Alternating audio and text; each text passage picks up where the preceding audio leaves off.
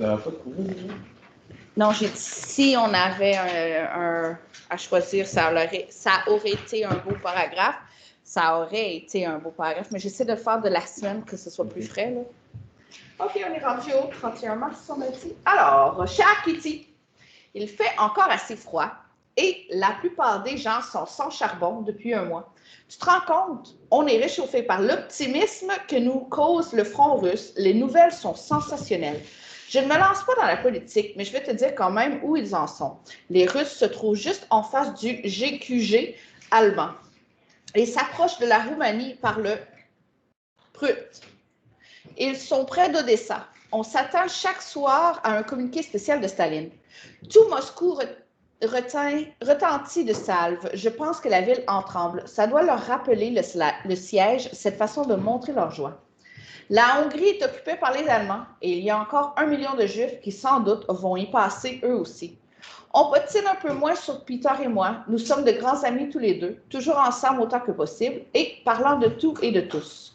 Lorsque nous abordons des sujets délicats, je n'ai jamais besoin d'avoir recours à la modération. Comme ce serait le cas si j'en parlais avec d'autres garçons. C'est vraiment merveilleux. Décidément, ma vie a changé. Ça va beaucoup mieux. Dieu ne m'a pas abandonné et ne m'abandonnera jamais. À toi, Anne. Samedi 1er avril 1944. Cher Kitty. Quoi? Poisson d'avril? Ah! Alors que je m'en rappelle. Non, peut-être pas. Hein. Pourtant, cher Kitty, je me trouve toujours devant les mêmes difficultés. Tu sais sans doute ce que je veux dire, n'est-ce pas? Je meurs d'envie d'un baiser, le baiser qui se fait attendre. Me considère-t-il toujours comme sa camarade? Ne suis-je rien de plus pour lui? Tu sais aussi bien que moi que je suis forte, assez forte pour porter seule la plupart de mes ennuis. Je n'ai jamais eu l'habitude de les partager avec quelqu'un. Je ne me suis jamais accrochée à ma mère. Mais près de lui, j'aimerais tant appuyer ma tête contre son épaule et y trouver le repos. Ce rêve de la joue de Peter ne me quitte jamais. Impossible de l'oublier, cet instant où tout devenait infiniment bon. Et lui, ne le désire-t-il pas autant que moi? Ne serait-ce que timidité d'avouer son amour. Pourquoi me veut-il si souvent près de lui? Mon Dieu, pourquoi ne dit-il rien? Mieux vaut me taire, je serai calme, je trouverai rien la force nécessaire et avec un peu de patience, ça viendra peut-être tout seul. N'empêche que j'en suis mortifiée. Je donne l'impression lamentable de courir après lui. Toujours, c'est moi qui vais vers lui et non pas lui à moi. Mais, hein? Bon, premièrement, je suis complètement en désaccord avec ça. Deuxièmement, traiter une personne de fou, de folle ne se fait pas. OK, mais c'est pas de même, mais genre un peu. Elle est peut-être... Sauf que rester enfermé 4 ans dans une maison avec les mêmes personnes pendant ta... Tu sais, quand tu étais en secondaire 3 puis tu avais ta crise d'adolescence, je propose d'essayer de faire cette expérimentation, voir si à la fin, tu n'es pas... Mais pourquoi ils sont juste pas partis? Parce que c'est... Non, mais qu'est-ce que tu veux dire parti? Comme... Mais avant, ça a commencé. Tu sais, ils savaient Ben que oui, mais il ça faut que tu demandes la permission d'un pays qui veulent bien t'avoir. Si tu demandes une demande d'asile aux États-Unis, ils te rejettent. Ouais, mais il y a quand même genre du monde qui passe, là, illégalement. Oui, en Suisse, mais il faut que tu passes à travers il faut que tu aies de l'argent, puis il faut que tu aies les moyens, les contacts. Faut que c'est pas comme si tu prenais une marche dans la forêt en Suisse pour passer les... Tu sais, je veux dire, tu peux pas nécessairement. Puis en plus, c'est un pays qui est techniquement neutre. Alors, les Juifs qui se sont rendus dans ce pays-là auraient dû techniquement être saufs. Parce qu'il y en a qui ont sorti. Il y en a, mais il y avait l'argent, il y avait les moyens, il y avait les contacts. Moi, je vais te donner une histoire que j'ai lue dans mon cours d'histoire, justement, l'année passée, sur l'histoire du Canada. Quand il y a eu la Deuxième Guerre mondiale, il y avait un bateau plein de Juifs, 300 quelques Juifs. Techniquement, il y avait quelques-uns d'entre eux qui avaient eu droit à un visa à Cuba. Alors, le bateau s'est rendu jusqu'à Cuba en pensant qu'il pourrait décharger tous les Juifs pour se sauver. Ceux qui avaient leur visa ont été acceptés. Ceux qui n'ont pas eu leur visa n'ont pas été acceptés. Ce qui fait que le bateau a essayé d'arrêter dans un port des États-Unis pour justement essayer de débarquer puis sauver ces Juifs-là. Puis les États-Unis ont reculé, ils ont dit non. Alors ils sont arrêtés au Canada. Puis nous, on était apparemment très antisémites ici au Canada durant la Deuxième Guerre mondiale. Alors, ça a été un gros no way. Fait que le bateau est retourné en Allemagne, retourné en Europe, excuse-moi. Puis ils ont déchargé dans 3 pays différents. Puis sur les 300 quelques passagers, je pense qu'il y en a 300 qui sont décédés dans un camp d'extermination. Alors, tu sais, même si tu essaies de te sauver, de sortir, tu peux pas, ça ne veut pas dire que tu vas réussir. Moi, j'en sais. Ben oui, mais tu vas faire quoi? Essayer de te rester caché comme ça, au moins. Oui, mais pas toute sa famille. Puis de toute façon, c'est du typhus. Techniquement, c'est du typhus. Moi, j'en sais. Chacun a sa façon d'agir, mais tu peux pas traiter quelqu'un de fou ou de folle à la nage. Oui, mais il y avait aussi, traverser en bateau, c'est super dangereux. Là. Il y avait aussi, comme le Lusitania ou des choses comme ça, là, il y avait des torpilles. Yeah. C'est un bunker. Vous avez vraiment des notions très étroites là, de commencer là. C'est pas comme ça là. On s'assira qu'on en discutera plus profondément, mais c'est pas quelque chose que tu peux faire aller dans la rue et juste te sauver là. Tu peux pas traiter les gens. Non, c'est planifié avant. Ah, t'as sauvé. OK, on fera un plan. Je vais débunker tous tes plans. C'est bon? OK. Merci. Fait que là, premièrement, elle n'est pas folle. Puis deuxièmement, on se calme avec les façons de juger les gens. Ouais. Alors, merci. Alors, bonjour, Madame Grant. Bonjour, je cherche pour des bureaux. On n'en a pas beaucoup, hein? Changer ton bureau, je vais voir si je peux pas ramener un autre ici. Alors, mieux vaut me taire, je serai calme, je trouverai rien la force nécessaire et avec un peu de patience, ça viendra peut-être tout seul. N'empêche que j'en suis mortifiée, je donne l'impression lamentable de courir après lui. Toujours, c'est moi qui vais à lui et non pas lui à moi. Mais c'est à cause de nos chambres. C'est pour lui un obstacle dont il doit se rendre compte. Bien sûr, il doit se rendre compte de pas mal de choses. À toi, Anne, lundi 3 avril 1944. Cher Kitty, contre toute habitude, tu vas avoir une lettre uniquement consacrée à la nourriture, car ce problème ne se pose pas seulement dans l'annexe, mais dans toute la Hollande, dans toute l'Europe, partout, et il reste un facteur principal. Depuis 21 mois que nous séjournons ici, nous avons fait l'expérience d'une nourriture périodique et nous en avons eu de nombreuses. Tu vas savoir ce que c'est. Pendant une certaine période, on est bien obligé de manger tout le temps le même menu. Longtemps, nous avons eu successivement des endives au sable et sans sable, une purée de légumes aux pommes de terre, soit bouillie, soit au gratin, des épinards, des rutabagas, des salsifis, des concombres, des tomates, de la choucroute. Ce n'est pas vraiment drôle, par exemple, de manger de la choucroute tous les jours, à déjeuner et à dîner, mais on se résigne quand on a faim. Actuellement, nous passons par la plus belle période car les légumes frais sont devenus introuvables.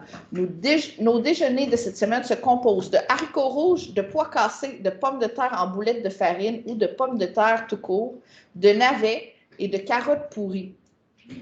Et là, on revient aux haricots rouges. Hey, ça doit être sec, hein? Madame, pourquoi il mange ça? C'est peut-être juste une recette ou quelque chose comme ça, là. Une recette au sable. Ben, tu manges bien des sablés, c'est ça que j'allais dire, merci. Des sablés, c'est des biscuits? Mais non, mais c'est la texture, fait que peut-être que dans le fond, c'est juste une texture d'une recette, là. On a des sardines au sable. Attends, mais comment il savait comme s'il était juste Ben, le gouvernement, en 1933, il a fait un décret qui disait que chaque personne qui était juif, les femmes devaient s'appeler Sarah, puis les hommes devaient s'appeler, je ne m'en rappelle pas du nom. Puis, ensuite, il y a eu le bandeau sur le bras avec le signe juif. Ouais, mais t'es obligé. Puis, tu peux pas non plus. Puis, tu as toujours tes papiers. Fait que là, à tous les, peut-être quelques coins de rue, la police te demande tes papiers pour vérifier qui tu es. Fait que si tu ne l'as pas, ben là, c'est sûr que tu te fais arrêter. C'est un fake. Ben oui, mais il faut encore que tu aies l'argent pour être capable d'avoir le contact pour pouvoir avoir les faux papiers. Oui, ben oui. Dans ça. Il n'y a pas d'imprimeur. Si tu as le bandeau, puis que tu as tes papiers, puis que tu as encore le droit techniquement de marcher dans ces rues-là, oui, tu es correct. Mais si dans le fond, ils font un raid, puis que dans le fond, ils veulent ramasser le plus possible de juifs pour les envoyer dans un camp, ben là, c'est sûr qu'ils vont les arrêter. Mais avec ça, tu le vois, là. Fait que, est-ce qu'il y a quelque chose de drôle, Michael? C'est quoi comme dans les raids, comme dans la Ça va. OK. Alors, des carottes pourries. Nous mangeons des pommes de terre à chaque repas, à commencer par le petit déjeuner, vu le manque de pain. Pour la soupe, nous nous servons de haricots blancs et rouges et de pommes de terre, ou bien de paquets de potage julienne à la reine, ou encore de haricots rouges. Tout est bourré de haricots rouges, ainsi que le pain qui en contient une bonne partie. Parce que, bon, ben, tu sais, les bines rouges, là, ça remplit. C'est pas nécessairement très bon ni super excellent à mâcher, mais ça remplit. Ben, c'est bon dans un chili. Oui, mais c'est ça que tu manges déjeuner, dîner, souper dans tous tes repas avec des pommes de terre, ça commence à faire lourd, hein? Tu dois avoir de l'eau pour que ça te roule pas dans la bouche, là. Non, mais ça, j'en fais dans le secondaire 1, je prenais de la pizza à chaque jour, puis après, genre, quelques semaines, je me suis un peu tanné de la pizza. Là. Ouais, mais imagine, eux, ça fait 21 mois qu'ils mangent que des pommes de terre, des choses comme ça. 5 ans? Je suis pas sûre que tu vas te rendre jusqu'à 5 ans, manger juste du McDo. On va mettre tout. 3 repas par jour? Tu dois avoir des problèmes de foie. As-tu mal au ventre? 5 ans de gros de McDo, 5 ans de moins. Ben là, je n'irai pas jusqu'à OK. Alors, le soir, nous mangeons toujours des pommes de terre garnies d'une sauce fantaisiste avec, par bonheur, une salade de betterave de notre réserve. Un petit mot sur les boulettes de farine que nous fabriquons avec la farine du boulanger et de la levure. Elles empâtent la bouche et sont si lourdes qu'on a l'impression d'avoir des pierres sur l'estomac. Mais passons. Ça veut dire que ça les remplit. Je pense que je vais vous faire leur recette puis vous l'amener pour dîner de bal. Comme dîner de bal, avouez, hein? Comme dîner de célébration. Là. Nos friandises. Oh, attendez, les friandises ici une fois par semaine, une tranche de saucisson, du foie, de la confiture sur du pain sec. Du foie. C'est un bon petit steak de foie. Pas un foie gras, là, comme mettons un steak foie de veau, là. C'est pas ça. Tu sais, il faut que tu aies la moitié de la bouteille de ketchup dessus, là. Ça se mange. Oui, chacun ses goûts, là. C'est juste que moi, j'ai un mauvais souvenir de mon enfance manger du foie de veau, là. Hein? Ça en est un, ça, puis le boudin, là. Une fois par mois, c'est du sang de cochon, mais en comment saucisse, là? Du boudin? Du sang, je peux pas le gérer. Parce que quand j'étais jeune, genre, puis je me blessais, je buvais mon sang pendant que je tenais. Ben, en tout cas, ben, écoute, je te montrerai une photo d'un, mais tu peux à l'épicerie, tu peux en acheter, il n'y a pas du boudin. Ben, c'est des tranches rondes ou en saucisse, là, puis tu fais cuire, là. C'est pas. Ça coûte la cannelle si c'est bien arrangé. Là. Ben non, ça coûte pas le sang, là. C'est pas comme si. Non, ça coûte pas ça, là. Ça coûte la cannelle. Ben, je trouve que ça coûte la cannelle. Ça doit être les épices qu'ils mettent dedans, là. Ah, ça coûte le sang. Non! Ben, en tout cas, ici, pour ceux et celles du saucisson de foie, là, j'imagine que ça doit pas être le foie de veau de mon enfance. Ça doit peut-être être meilleur, là. Ben, je pense pas que ce soit du foie gras, par exemple. Là. Tu sais, un bon foie gras que tu mets sur des petits croutons, là, mais c'est en tout cas. Je ferai une recherche, on fera une dégustation. Imagine, ils ont pris un bol, une souris, puis ils ont payé leur foie. Ok, wow. Non, je pense pas. Alors, non seulement nous sommes encore en vie, mais il nous arrive même de nous délecter de notre repas frugal. À toi, Anne, mardi 4 avril 1944, cher Kitty. Pendant très longtemps, je ne savais plus pourquoi je travaillais. La fin de la guerre est encore si effroyablement éloignée, c'est vrai ça, si irréelle, si féerique. Ce lit Si l'I ne finit pas en septembre, je ne retournerai plus à l'école, car je ne pourrai jamais rattraper ces années. Mes journées n'ont été remplies que de pensées, de rêves de Peter. Rien d'autre que Peter, à m'en donner un cafard dont tu n'as pas aidé. Attends, Samedi, c'est terrible. Oui, Ah, attention dis pas à ce avec. que tu dis. Ben oui, mais je veux dire, tu passes pas de 24 sur 24 avec. Là. Attends, ils sont ensemble? Ils sont ensemble? Ben Oh, non, pas ouais. encore, là. Pas encore. Il n'y a pas eu de BC, elle vient de le dire, là. Quand je pense qu'elle haïssait au début, on haïssait pas, elle l'aimait juste pas. Et maintenant, on pense à lui tout le temps. C'est juste en fond. C'est peut-être un peu plus. Alors,